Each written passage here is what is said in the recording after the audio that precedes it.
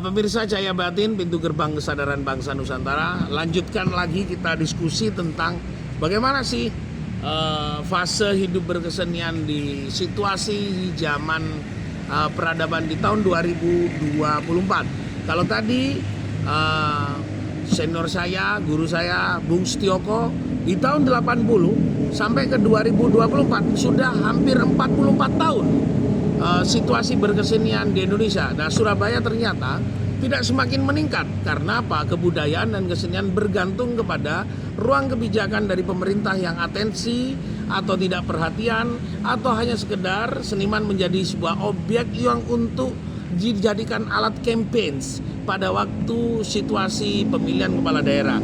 Bahwa kebudayaan itu perlu disentuh, itu hanya sekedar jargon dan alat provokasi politik saja.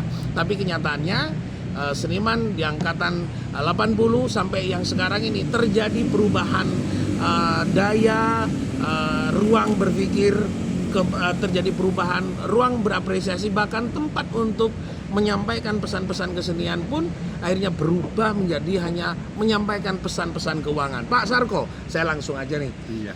Apa yang sebenarnya menjadi atensi kepada seniman, kepada pemerintah, kepada pelaku-pelaku yang artinya masih percaya bahwa kesenian itu adalah sebuah needs, a value. This is long life is my word. Ya, itu menjadi sesuatu yang sangat penting, bahwa hidup ini harus berkeselarasan dengan nilai-nilai kebudayaan itu. Jangan sampai seniannya menjadi alat dagang. Monggo Pak Pasar. Iya, di pertemuan pameran berlima ini kesempatan untuk membangun semangat baru untuk berkesenian. Tentang perbedaan yang diutarakan tadi itu, saya rasa tergantung kita sendiri, sebagai pelaku, sejauh mana kita berbuat. Tentang sinergi dengan lembaga yang dibentuk oleh pemerintahan itu, saya kira problemnya sama saja, Mas Taufik. Iya. Problemnya dari sama saja. tingkat daerah sampai nasional seperti itu. Sama aja ya. Nah, ini sebetulnya masukan untuk kita berdiskusi dalam satu meja. Yaitu nanti kapan itu bisa ngomong bareng-bareng bersama seniman, ini ngumpul ini. Ya. Ini semangat baru ya. Harus diperbarui. New spirit. Iya. Iya. On spirit. On spirit. On spirit. Life spirit. Oke, it's okay. Oke, friend. Jadi ya ini sangat saya bersyukur bertemu berlima ini, kesempatan untuk berbicara seperti itu. Iya. Nah, itu bisa menjadikan edukasi untuk generasi Ya. yang mewakili kita nanti, Iya. Mas Taufik. Betul. Kita sangat terbuka dengan generasi, apalagi dengan pelajar-pelajar, dengan mahasiswa. Itu sangat saya tunggu itu.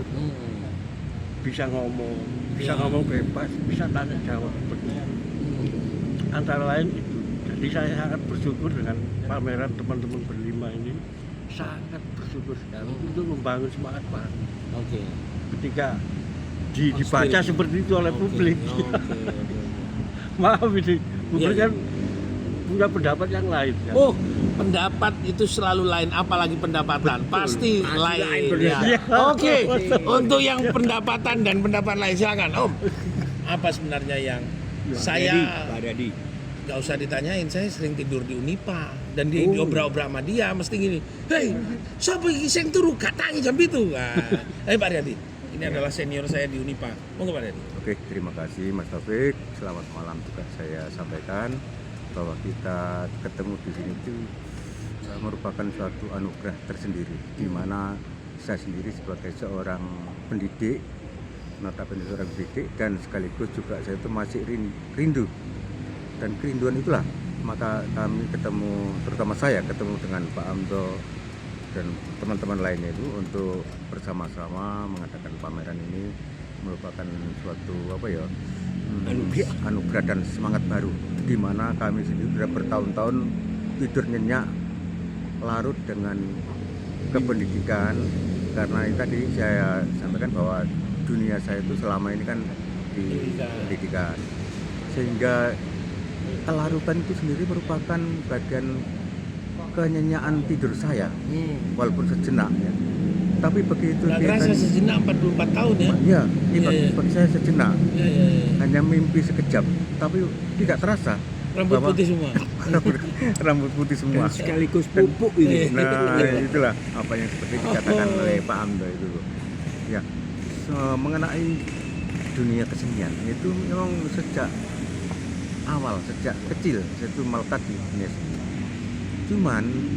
Cuman tadi itu karena terselingi dengan kependidikan inilah, maka sedikit melupakan itu semua. Nah, dengan adanya gerakan-gerakan, ya saya anggap sebagai gerakan karena Ya. pameran baru seperti ini merupakan pupuk tersendiri, penyemangat bagi terutama saya sendiri untuk bagaimana supaya bisa menularkan pada generasi-generasi berikutnya. Karena kalau generasi kita ini masih larut di dunia keasikan. Belum ada eksplorasi yang menjadikan seperti yang dikatakan teman-teman terdahulu ini tadi, bahwa kita ini bisa pameran di mana saja, tidak harus di pameran di ruang yang eksklusif, tidak harus pameran di ruang yang serba asik dan sebagainya. Di ruang terbuka pun juga bisa, tentunya di gunung, di tepi laut, dan di hutan-hutan barangkali begitu. Kayak lagu-lagu ya, di gunung, tepi laut dan hutan-hutan. Saya kemarin pameran di Pasar Maling, ternyata ada Amdo yang mau dijual. Pak, saya ke Amdo nih. Ya, ya. Amdo, tidak hanya sekedar celoteh, tapi sekarang persoalan kesenian yang disampaikan tadi Haryati, bahwa kita ini ada persoalan tentang masalah transformasi dan komunikasi terhadap anak muda. Ada generasi milenial yang sudah berumur 24, ada Gen Z yang masih umur belasan. Nah, faktor komunikasi, terutama kita nggak ngomong cara ngomong lah, tobrut dan macam-macam. Faktor komunikasi kebudayaan. Ada persoalan nggak sih sebenarnya visual seni itu sendiri dengan kawan-kawan Pak Amdo? Oke, memang kita melihat ya, Agak semangat gitu loh. melihat perubahan yang dilakukan oleh anak-anak muda. Ini sebuah kesenjangan sebenarnya. Oke. Kesenjangan. Saya melihat karena anak muda ini sudah bermain pada ranah-ranah yang katakanlah apa ya, tidak memberi makna, tapi bermain-main bermain-main memang sepertinya seperti demo gitu loh. Seperti karena apa? Karena zaman ini sudah berubah. Ya.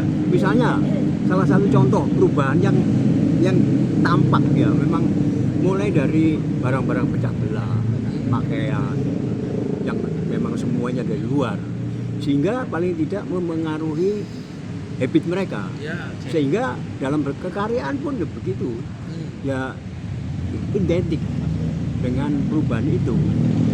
Nah kalau zaman dulu memang kita itu memang cinta dengan dengan benda-benda sakral misalnya. Ya. Kita di candi-candi, Ya. pusaka, kerawitan, pakaian batik dan sebagainya. Itu mempengaruhi kita untuk cinta terhadap tanah air.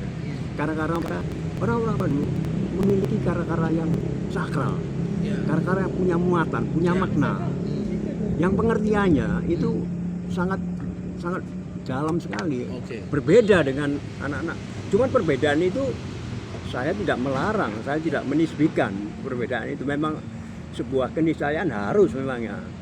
Tapi saya agak prihatin. Perhatiin aja ya. Prihatin aja terhadap ya apa kok gak ono makna di dalam kata-kata Oke, mereka. saya kembali kepada seorang pendidik. Kenapa sekarang itu banyak kaum muda itu tidak punya makna? Ya, betul. Ya, saya rasa itu semua itu kembali pada pendalaman aja. Pendalaman apa itu? Ya, pendalaman keilmuan, terutama Oke.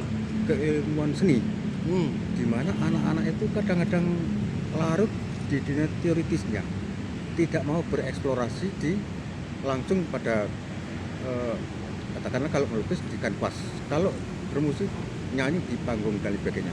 Itu bentuk eksplorasi diri untuk menyampaikan unek-uneknya, untuk menyampaikan potensinya yang ada di dalam itu.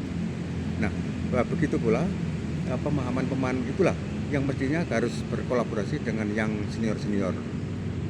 Ya, orang tua lah, orang pendahulu yang sekiranya pengalamannya sudah cukup. Nah, dari pengalaman empiris itulah, saya rasa itu merupakan suatu harga yang luar biasa, yang tidak bisa ditempuh dengan leha-leha, tidak bisa ditempuh dengan seenaknya. Akan tapi ditukar dengan jeripaya, keringat dan banting tulang untuk menempuh. Akhirnya menampilkan imajinasi serta eksperimental lainnya yang bisa membuktikan bahwa akulah menjadi seorang pelukis, katakanlah begitu. Ya, saya rasa itu Pak Mas Taufik. Yang saya. Mas Sarko, apa harapan Pak Sarko ke depan, terutama kepada ruang seni yang harusnya tidak cukup dengan elaborasi, tidak cukup dengan koordinasi, tidak cukup dengan harmonisasi. Ada kebutuhan untuk expand silent. Jadi untuk memperluas expand silent secara khusus tidak ketara bahwa culture spiritual, jadi kebudayaan yang sangat seksi ini bisa menjadi warisan cara berpikir atau menjadi gaya hidup, spirit hidup, dan mungkin adalah nilai-nilai hidup yang baru. Ya, itu saya tertarik sekali dengan pembicaraan Mas Taufik. Kita harus membuat berkolaborasi, bersinergi dengan kelembagaan yang ada untuk membentuk ruang yang lebih luas. Membentuk ruang yang lebih luas agar ekstra kreativitas itu bisa tersalur secara tulis. Ini yang saya berikan pada semangat baru yang kita bangun sekarang. Itu saja. Oke. Baik pemirsa, Cahaya Batin, terima kasih perjumpaan kita yang cukup luar biasa dengan Pak Sarko, Pak Haryati senior saya yang selalu ngomong saya di Unipa, di Ngagel, Bung Amdo Brada yang selalu kehilangan gayanya ya. Gayanya cuat-cuat hilang. Pak Setioko dan Pak Karyono, Mas Yuno juga sudah ada. Terima kasih, perjumpaan kita sangat memberikan kesan yang luar biasa. Terima kasih, selamat malam dan sampai jumpa di Cahaya Batin berikutnya. Terima kasih.